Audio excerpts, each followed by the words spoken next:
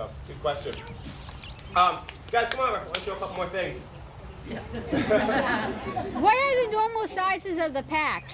Packs are between 3 and 7 animals. The reason for that number is because safety in numbers. Kids, have any of you ever tried to build a tree house? So I want you kids to imagine building a tree house all by yourself. That's going to be pretty tough, right? How about if you had 3 or 4 friends to help you out? Going to make it a little easier? Okay, so that's why wolves have packs, is because they're having friends to help them do things like hunt, protect their territory, do things like that, raise puppies. Now, we don't have wolf packs that number 10, 12, 14 animals usually, because how many of you kids have 12 or 13 brothers or sisters?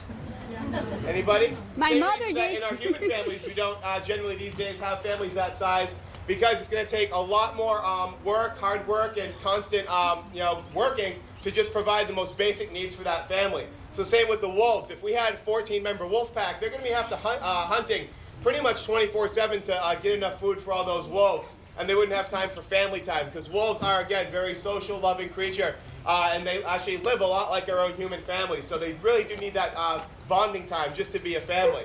Wolves are only successful hunting 1 in every 10 times they go out. And the average wolf litter, don't mind the pit bulls. The average wolf litter is also between 3 and 7 puppies. Wolves are considered the best family animal in nature outside of primates. So after us, gorillas, chimpanzees, these guys have the most tight-knit, socially organized family units out there. Hi, I'm here with Joni, and she runs Wolf Hollow. Joni, tell me how Wolf Hollow began. Wolf Hollow began in 1988 when my late husband, who had a passion for the wolf and the Native American culture from the time he was a very young boy, decided he wanted to build a place where people could come and see and learn about wolves, and hopefully the people who did would leave with a much better understanding and appreciation of what they're all about, what they do, what they don't do, and then those voices would help preserve the wolf in the wild. So it's been purely educational programs since then. So tell me about the programs that Well, you we have have here. school groups that come during the week by reservation on field trips. It seems to be one of their favorite field trips. The kids, the first time they see a wolf is kind of, they're awestruck, and then they get to howl with them, so that's always pretty cool. Saturday and Sunday we are open to the general public. We open at 1 o'clock, and they come out here where we have the seating and watch the wolves while they listen to a presentation, an educational presentation that's about a 1 hour in length. And it kind of covers the history of the wolf, what it does, what it doesn't do, dispel myths and fairy tales, its role in nature, why it's so important out there. And we do a lot of comparing with their family life to ours, because it is so similar in a social structure, sort of.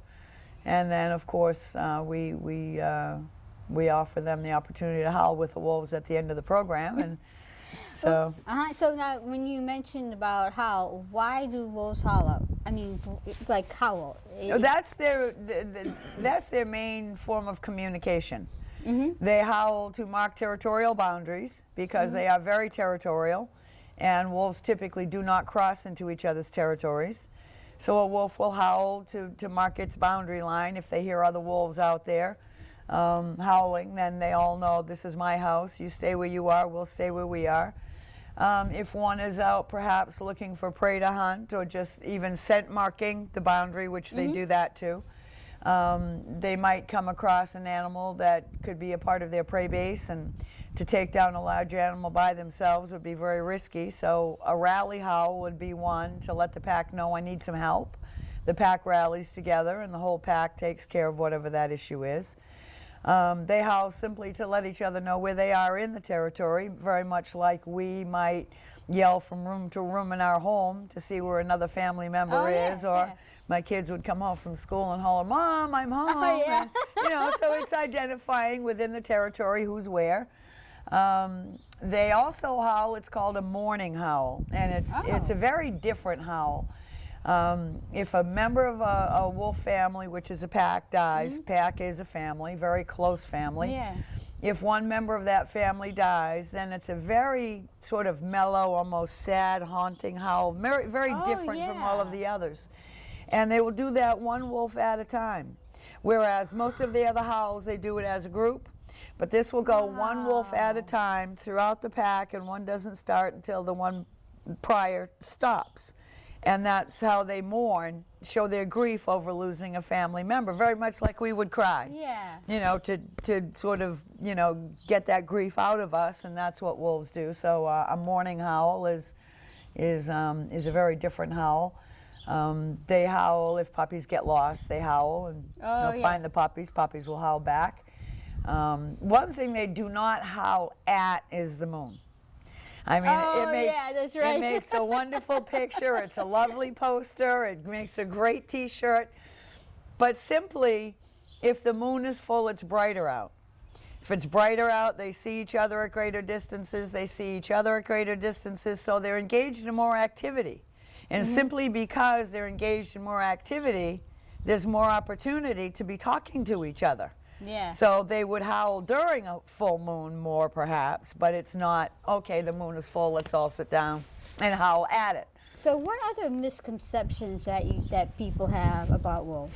Well, when we started doing our programs, when you would ask the first question of, say, a school group would be, how many of you think wolves are a danger to people? And 80 to 90% of those children would say that they thought they were, based on their prior experience would be fairy tales, cartoons, movies. Oh, yeah. That type of thing. You know, the wolf is never the good guy in any of those media formats. They're always the bad guy. So over the years, what we've seen is wonderful because there's a lot more study, interdisciplinary curriculum where they're doing habitats, animals who live in habitats, you know, geography. So it's kind of all mixed in together.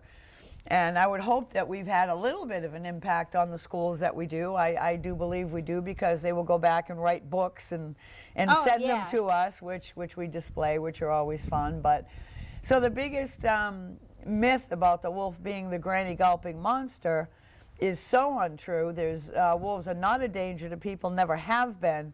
In fact, because of what we've done to wolves for hundreds of years, basically wiped out the species worldwide. They're genetically now born afraid of people. So, I mean, if you're in the wild, you could be in Yellowstone or you could be in an area where there are wild wolves. To see one, you're very fortunate, because at the first sign, sound, or scent of humans or their machines, they're going to tuck tail and run in the opposite direction, because that genetic fear is so instilled in them now, and with just cause. We went from the 1600s in this town alone, in Ipswitch. If you owned property in this town, it was a local law that you must keep mackerel hooks on hand. You would tie 3 fish hooks together with a piece of twine, dip them into some warm fat, let that fat cool so you could form it into a ball. Then you would hang that ball of fat from the trees or buried underground.